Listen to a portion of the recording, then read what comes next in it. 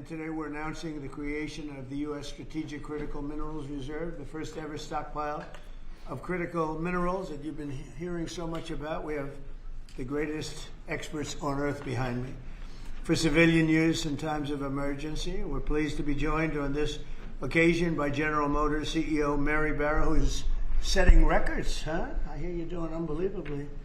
24 hours round the clock, your factories, and you're building brand new factories. Amazing. Great job, Mary. Of course, it helped that you have a president that knows what he's doing. But it's a great job. Proud of you. As well as founder and executive co-chairman of Ivanhoe Mines, Robert Friedland. Thank you, Robert. Thanks as well to Secretaries Marco Rubio, Scott Bessent, Doug Burgum, Howard Lutnick, and Export-Import Bank Chairman John Yovanovitch, along with Senator Bernie Moreno and Congressman French Hill and Bruce Westerman. Thank you all. Thank you, French.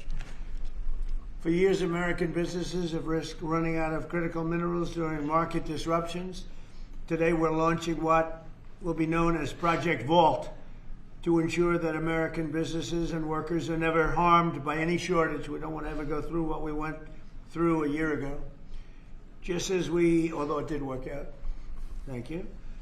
Just as we have long had a strategic petroleum reserve and a stockpile of critical minerals for national defense, we're now creating this reserve for American industry so we don't have any problems. This historic initiative will combine $10 billion in export-import bank financing with $2 billion in private sector financing, and we even expect the American taxpayer to make a profit from the interest on the loan used to start the Project Vault.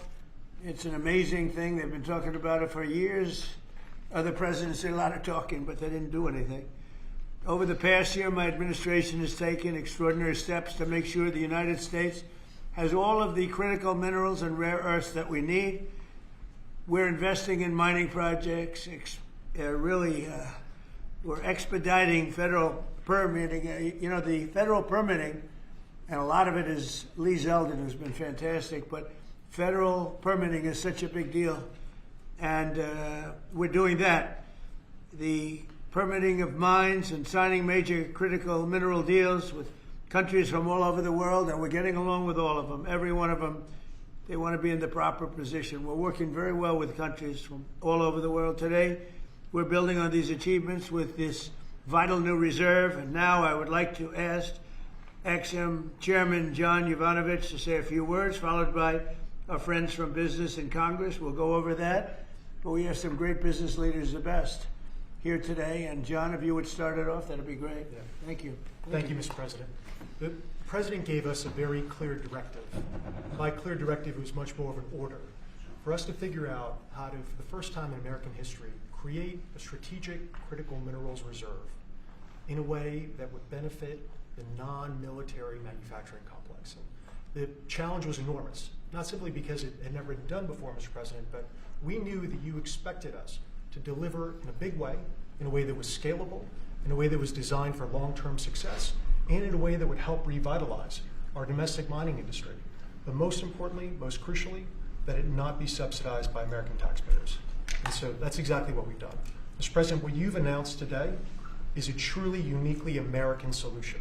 It brings together our capital markets, which are the best and biggest in the world, with our manufacturers, our innovators, our miners, all pitching in to make this possible.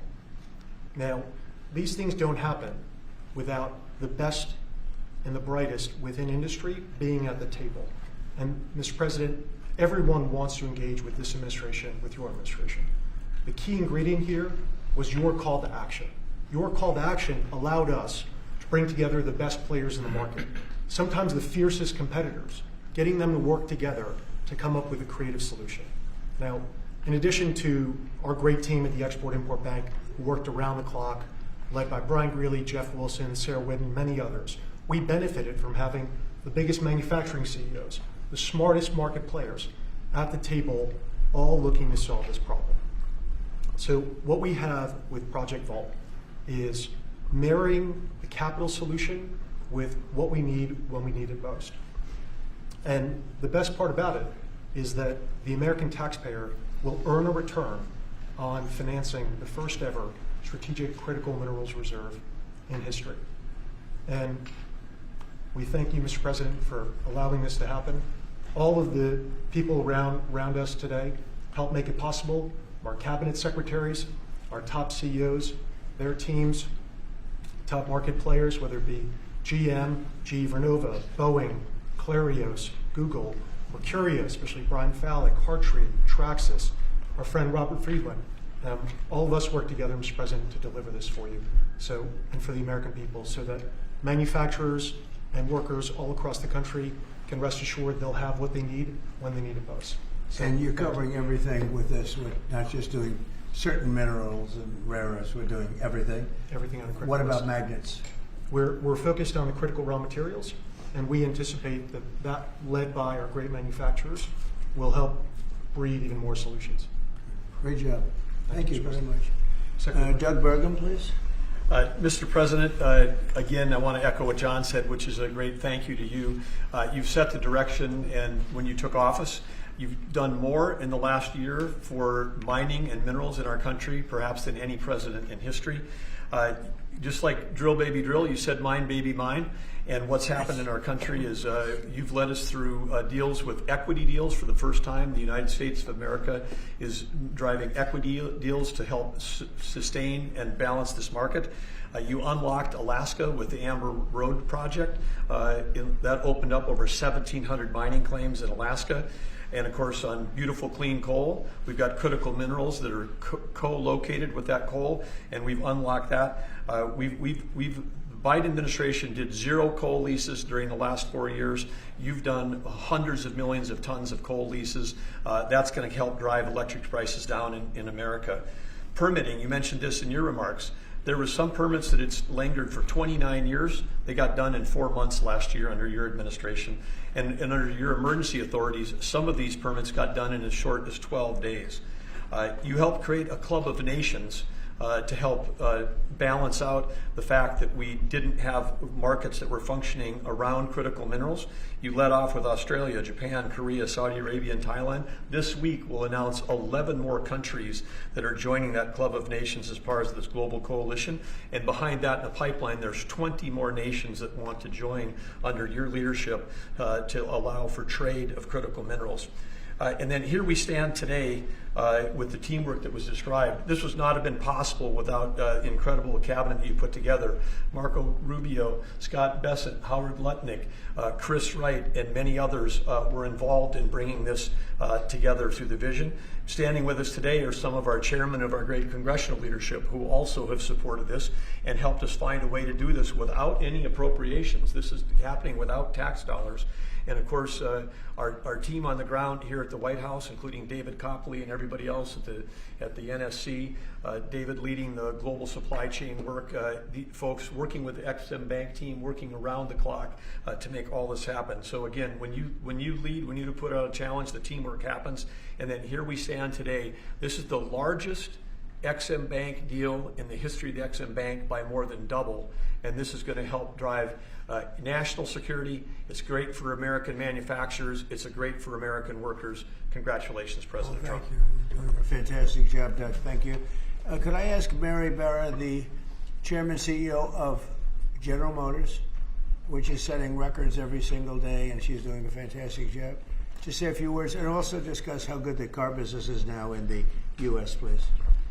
Well, Mr. President, I want to thank you for your commitment to strengthening U.S. manufacturing and supporting the auto industry. Also want to thank your cabinet and members of Congress and the whole team here that made this possible today. Having a resilient supply chain is critical for our nation, and it's critical for all industry, especially the auto industry.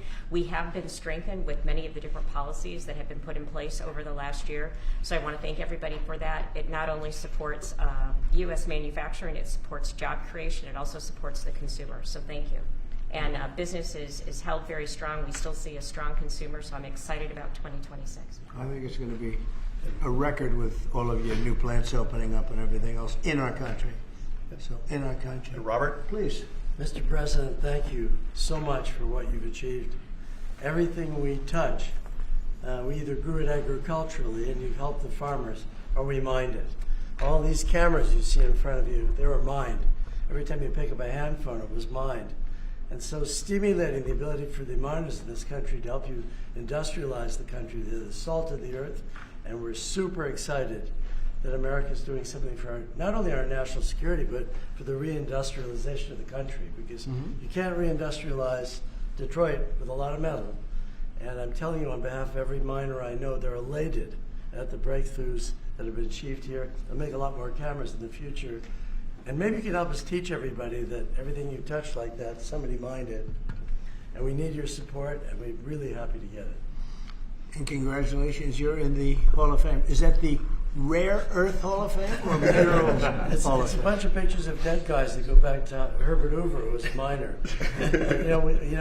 Mining's down to 1% of the S&P 500, but really everything you touch needs mining. And this is the first administration, with your support, where we've got hope. We can go out and really do it.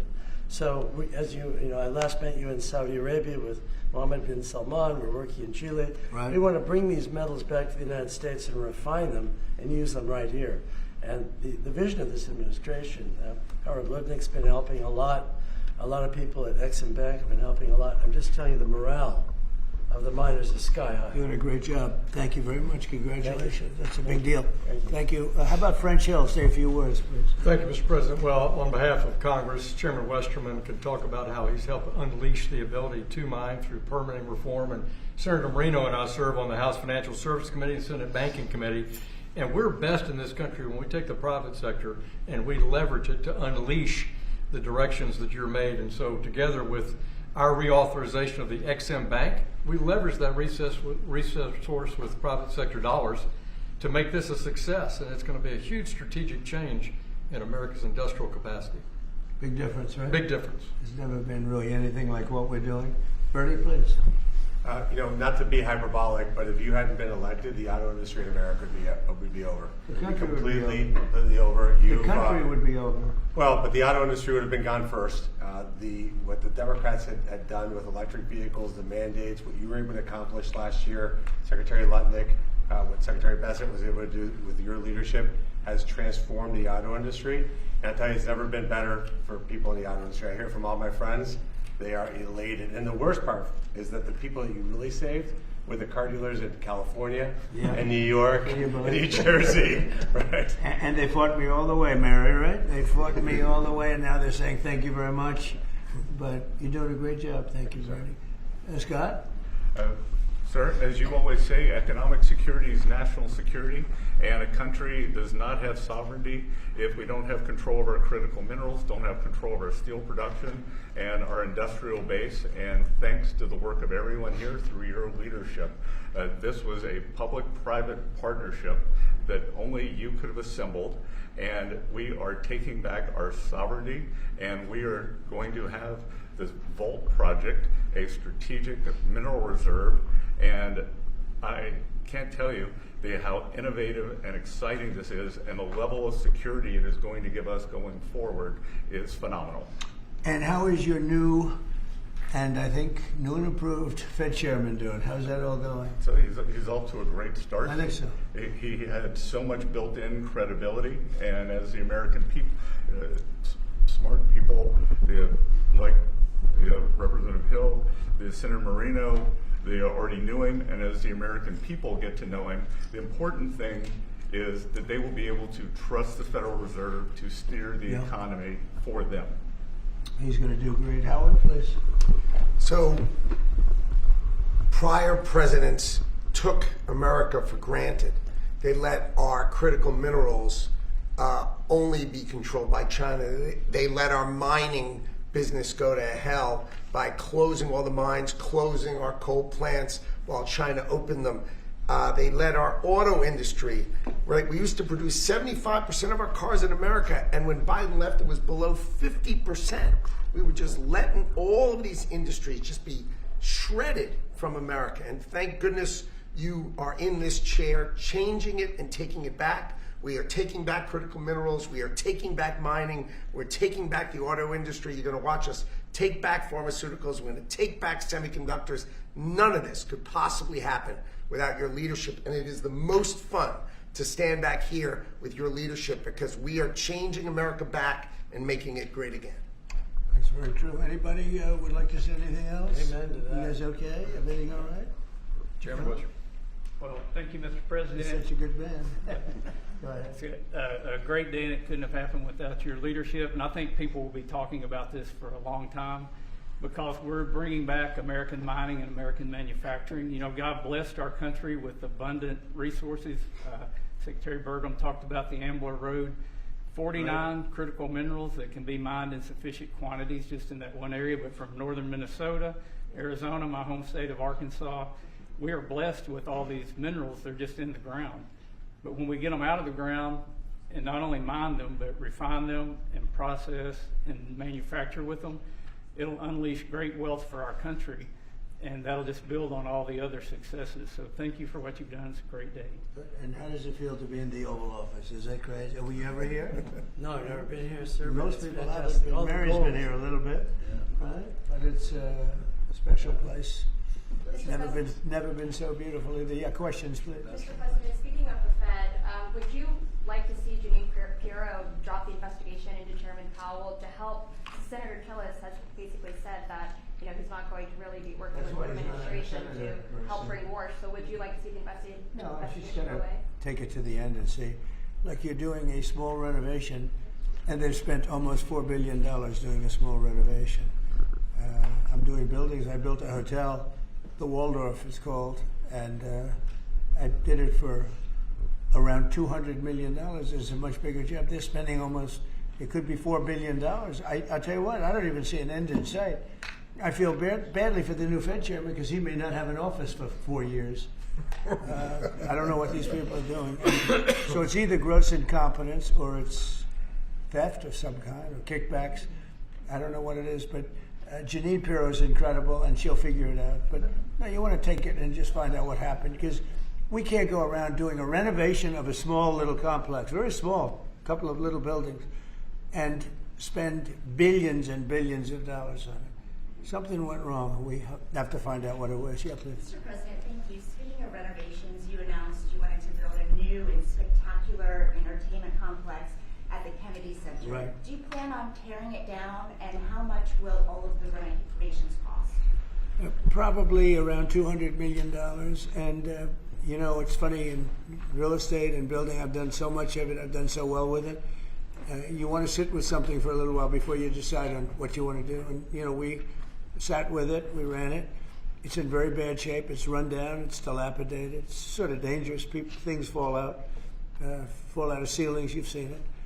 And we had some big events there. We had a lot of great events there over the last year. But you can't do any work because people are coming in and out. And you have the workmen. We have a marble man over there the other day. He said, every time I put down a piece of marble, people are stepping on the marble. They don't even have time to dry. And you can't do the same quality job if you close it. And, we're fully financed. And so we're going to close it. And we're going to make it unbelievable, far better than it ever was. And we'll be able to do it properly. I was thinking maybe there's a way of doing it simultaneously, but there really isn't. And we're going to have something that when it opens, it's going to be brand new, beautiful. I'm not ripping it down. I'll be using the steel. So we're using the structure. We're using some of the marble, and some of the marble comes down. But when it's open, it'll be brand new and really beautiful. It'll be at the highest level. We can do a much better job, probably in a way a faster job in terms, because when you do it piecemeal, for instance, they have a play tonight, and you can't do anything. You have to pull out everything, and you can't have stanchions all over the place, and people are walking in to see a play. So we'll be closing it sometime around July 4th. It's like we'll close it on July 4th in order to do something great for America, and then we're going to build it. We have great contractors. We're going to build it, and we'll do it right. We're using the highest grade marbles, the highest grade everything. It'll be brand new. Tremendous carriers putting in the air conditioning, or I guess they're a bidder, but they're probably going to get it. Carrier. We're going to have all brand new air conditioning, heating. The steel will all be checked out because it'll be fully exposed. It's been up for a long time. But as anybody knows, it was in very bad shape. Wasn't kept well before I got there. So we're going to make it, I think there won't be anything like it in the country. Mr. President? Yeah, please. About your meeting with President Petro later this week, he's been quite critical of you since you spoke back in January after the Maduro raid. What would you like to hear from him tomorrow in terms of drug trafficking, Venezuela? What are your expectations? Well, we're going to see. I mean, he's been very nice over the last month or two. He was certainly critical before that, but somehow after the Venezuelan raid, he became very nice. He changed his attitude very much. So, no, I look forward to seeing him. He's coming in. We're going to be talking about drugs because tremendous amounts of drugs come out of his country. And I look forward to seeing. We're going to have a good meeting. Yeah. Mr. President, Steve? Steve Witkoff is going to meet with the Iranian Foreign Minister on Friday. What are you hoping he'll get out of that meeting? Well, you're going to have a lot of things are happening. You have Iran, and you have Russia, Ukraine, and you have the Middle East. We have a lot of things going. A lot of problems were here for a long time before I got here. We settled 8 wars, and I think we're doing very well with Ukraine and Russia. For the first time, I'm saying that. I think we're going to maybe have some good news. We're losing 25,000 people a month are being killed in that war, ridiculous war. 25,000. It was 31,000 last month. Think of it. Young, beautiful kids, the kids of parents, their parents. It doesn't affect us in one way, but in another way, it's 25,000 souls that if I can solve it, we're not spending money like Biden did. He gave $350 billion away. I make everyone pay.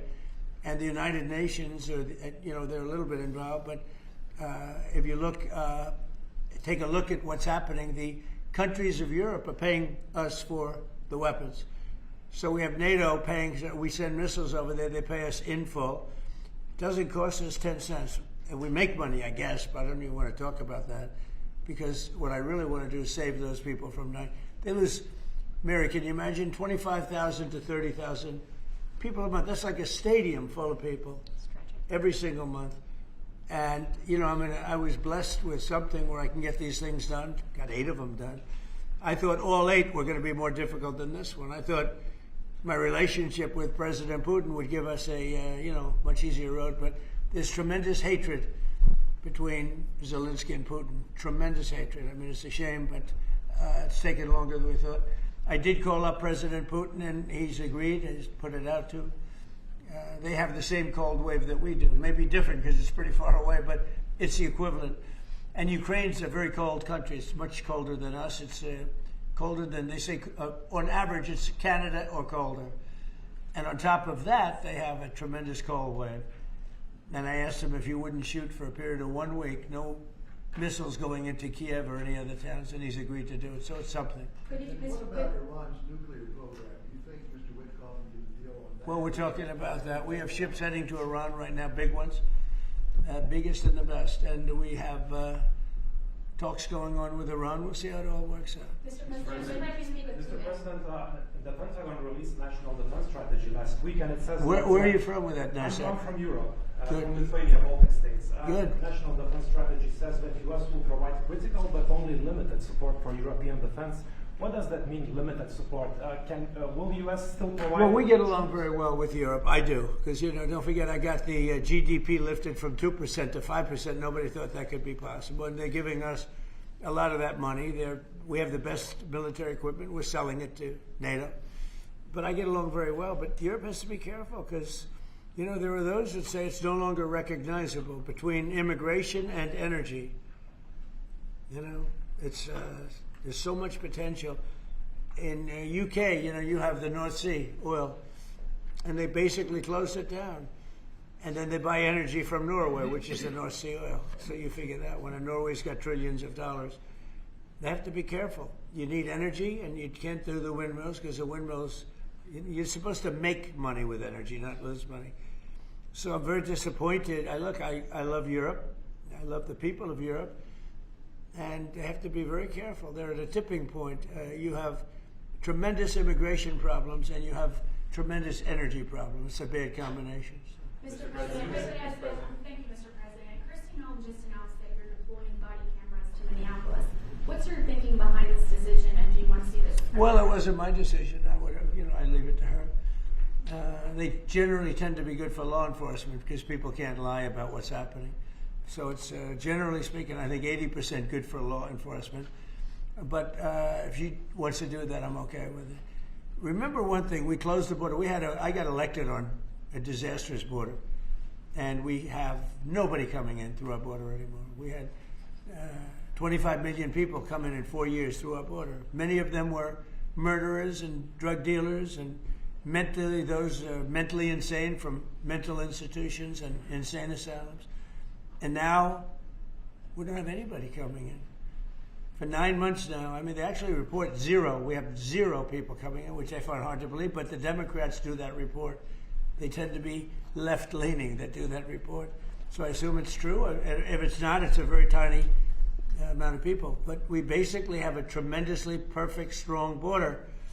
And also, crime levels are at the lowest point they've been in 125 years. Since 1900, we have the best numbers. And that's despite the fact that we had a lot of criminals and murderers. 11,888 murderers came in. And we have the lowest numbers that we've had in 125 years.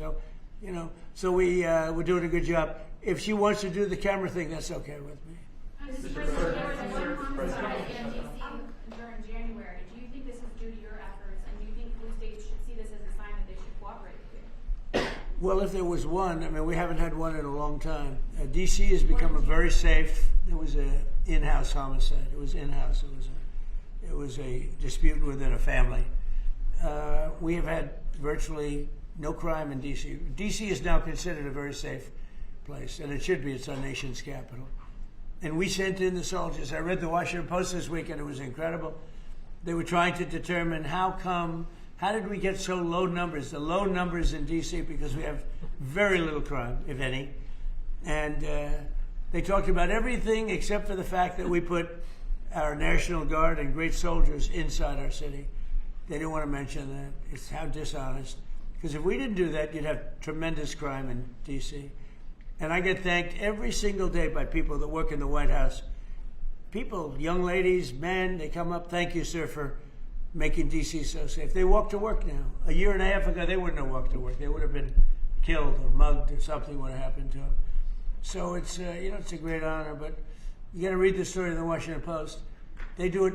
Crime is way down in D.C. Now, what's the reason for it? The reason for it is we have very big, strong, good-looking soldiers standing around. And I think they make the place look better. But this is our capital, and we have a very safe capital. We had a very dangerous capital before. Yeah. Sir, yesterday you said you were speaking to people about Cuba to reach an agreement. What Right. sort of agreement are you hoping to reach?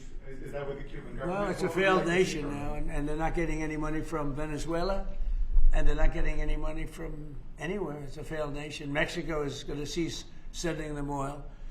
So I'd like to take care of the people that are here from Cuba. You know, we have many people that came from Cuba that were thrown out of Cuba or that fled Cuba. They came over on rafts. They went through shark-infested waters. I don't know how they did it. And it was many years ago. Many would like to go back. Many would like to at least visit their relatives. And I think we're at a pretty close point. We are dealing with the Cuban leaders right now. Mr. President, the Wall Street Journal reported that the royal family of Abu Dhabi invested hundreds of millions of dollars in your World Liberty Financial. Can you explain why you decided to take that investment? Was that a transaction? Well, I don't know about it. I know that crypto is a big thing, and they like it. A lot of people like it. The people behind me like it. My sons are handling that. My family is handling it. And I guess they get investments from different people, but I'm not. I have all I can handle right now with Iran and with Russia and Ukraine and with all the things we're doing.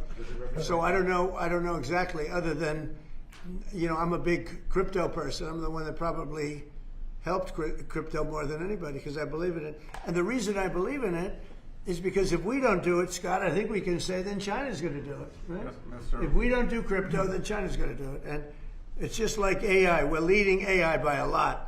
And if we weren't leading, China would have led. They're very capable. They're very good. What do you have to say about that? You made America the digital asset capital of the world. We did the Genius Act for stable coins. Many of the people standing up here are working on the Clarity Bill to I hope give it gets us done. market structure. Yeah. And we're bringing U.S. best practices to an exciting new industry, digital assets, innovation, and it spreads everywhere. So the U.S. And do you agree that if we didn't do it, China and others would, but China would? Oh, China would have had the lead, and then others around the world in terrible jurisdictions would have been doing it. And on Iran, sir, can you say what your threshold military action is? Well, I can't tell you what I'm going to do because right now, we have a tremendous force going there, just like we did in Venezuela, even bigger. And they'll be there soon, and I'd like to see a deal negotiated. I don't know that that's going to happen, but I mean, if I knew I wouldn't be able to, I wouldn't tell you. I'd be very foolish if I would tell you. But right now we're talking to them. We're talking to Iran, and if we could work something out, that'd be great. And if we can't, probably bad things will happen. Mr. President, on the government shutdown. Yeah, please. On the government shutdown, do you think there could be a resolution of this issue? And have you gotten I do. assurances from House Republicans? Well, I spoke with Speaker Johnson. I spoke with Leader Thune. And I think they're pretty close to a resolution. We were at 5.6% GDP, and we lost 1.5 points because of the 42-day shutdown. Think of that. We would have been at 7. Nobody ever saw a number like 7. And I think, Howard, probably 1.5 points was the number, right? 1.5 for the shutdown. Exactly right. And it's very bad for our country. But despite that, we have the highest numbers we've ever had. We're doing well. We're going right through it. But I will say that I spoke with Senator Schumer numerous times, and I don't think they want to see a shutdown either. Mr. President, are you going to sue Trevor Noah? Last night in a post, you alluded that something could be coming. Yeah, well, he said that I spent time on Jeffrey Epstein's island. I didn't. I mean, he's a lightweight, this guy. He's a terrible, I think he's terrible. I thought he did a terrible job at the Grammys. I thought the whole Grammys was terrible. I watched part of it. It's not watchable. But he was a lousy host. I'd say not as bad as Jimmy Kimmel, but pretty close. And no, he made a statement about me and Jeffrey Epstein. I have nothing to do with that. I have nothing to do with Jeffrey Epstein. And in fact, if you look at the DOJ, they announced, they released 3 million pages. It's like this is all they're supposed to be doing. And frankly, the DOJ, I think, should just say, we have other things to do, because that whole thing has turned out, I mean, other than Bill Clinton and, Bill Gates and lots of people that there are a lot of questions about it, but nothing on me.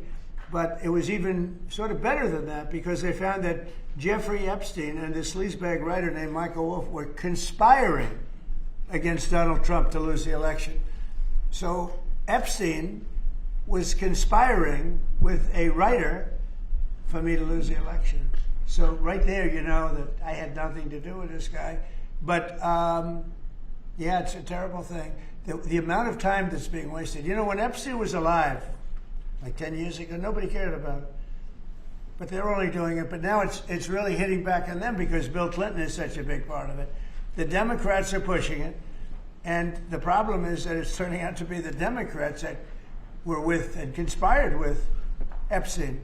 So I think you're probably going to see a little pullback from them. But think of it. They were working together to try and help me lose the election.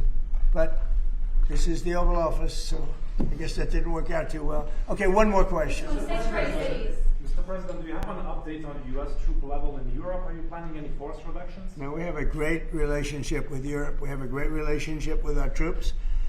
One of the best things that I can say is that if you go back 1.5 years ago, so I'm running for election, they had the worst recruitment numbers in the history of our country. Nobody wanted to join the military, or nobody wanted to join the police. Nobody wanted to join the fire departments. We couldn't get anybody to be a proud member of our country. And now, Doug, as I told you before, now we have the best recruiting numbers that we've ever had in our military. Army, Navy, Air Force, Marines, Space Force we love, and Coast Guard. I love the Space Force. It's doing great. But now we have waiting lists on everybody wants to join. You know why? Because people are proud of our country. Because our country is doing great. I think Mary can say the same thing. You had lots of people not working so well, and now you just wish you could get them in faster. I know that it's hard to get them. Yeah, we continue to bring people in and have training programs. We're Right. investing in the U.S. Training workforce. people. Yes. But 2 years ago, you didn't see anything like this. It's amazing what's happened. So we have the number one in the history of our country. We've never had more people that want to join our armed forces than we do right now. And 1.5 years ago, nobody wanted to join. They were embarrassed by our country. They were embarrassed by our leadership. And now they're proud of our country, and they're very proud of our leadership, and a lot of the leadership is right behind me. Thank you very much, everybody. Thank you, press. Thank you, press. Thank you. Thank you, press.